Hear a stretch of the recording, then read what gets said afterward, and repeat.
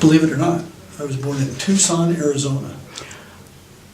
My dad and mother had met in Coeur d'Alene, Idaho, and my dad came over from Chehalis and the University of Washington in his junior year to be a fighter pilot right after December 7th, 1941.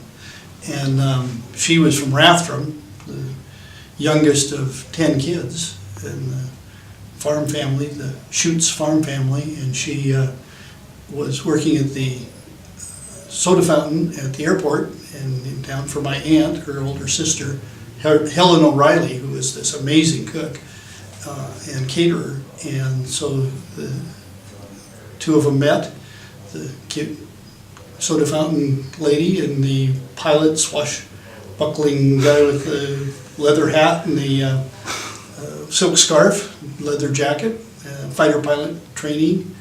And they got married and ended up right away down in training in Tucson, Arizona, Ghost Ranch, and I was delivered by Dr. Gaz. But I'm counted because of military service as being a Coeur d'Alene native. Raised here, and the first house that they had was on McEwen Park. It was at Mullen Field down there where they had the apartments. And I remember I was probably 2 down there when my first memories from Coeur d'Alene were right in the middle of that park. When my dad had his airplane, he'd gotten out of the service and was teaching flying down at in a seaplane down at Tubbs Hill with John Finney. Bought a house in the fort grounds over on the far northern end of Military Drive, his first house in town, and it was in the winter. And when the snow melted, he found the railroad tracks went right beside the window of the house, bedroom window. It was a seasonal one that served the sawmill and the asphalt plant that was down there. Mr. Real Estate, Tom Emerson, got into banking and became an MAI appraiser. Bought a house on the railroad tracks without knowing it. I think it's just, I suppose, they always say you should give back to your community, but I think it's more they let me. It's just I actually had a person from Fish and Game ask me. I was 2-year president of the Idaho Fish and Wildlife Foundation, and I was trying to do some projects up here with the Sandpoint Hatchery and some other things, and this one employee said, "Why do you do this?" And I think I was kind of trying to get too much done in the short amount of time, and it was hard on some people. And I said, I really think I do it because they let me.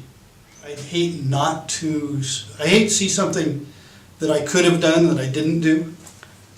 I'm excited because I think the youth movement that's happening right now, I think that we've gone through a difficult time and we're not through it yet, but I think we're going to be better for it in some ways. Certainly if it turns out the way I want it to, I hope it would. We will have weathered some storms, but if not, even if we have an upheaval and we have a difficult time, for a bit. The things that have been accomplished by the people who are there right now, like the Kroc Center and the new library and just the streets, the character of the community, the expansion of the downtown for miles out Northwest Boulevard, the fact we made Northwest Boulevard a boulevard. Mm-hmm. I mean, this is a place that is a place, and it went from a small town to a place. Not a big town, we're not Disneyland by any means, we don't want to be. But